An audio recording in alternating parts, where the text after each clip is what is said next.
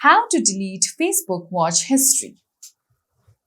So first of all, open Facebook. Make sure that you are logged on to your account. Tap on your profile picture icon. Once you come to your main profile, tap on three dots icon. From here, go to Activity Log. Tap on your Facebook activity and just go ahead and select the drop-down button. Now, as you can see Posts, tap on the drop-down button again. Go to See More option. From here, you can see videos you have watched. Tap on it. Now from here, you can see all of the videos that you have watched.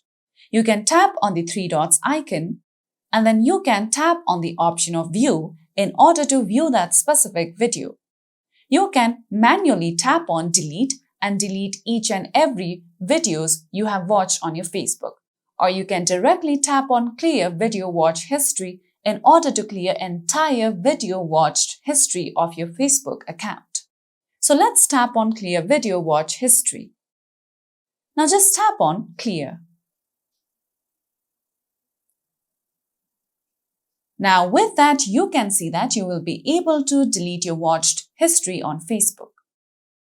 So that's all for today's video, and at last, don't forget to subscribe to our YouTube channel.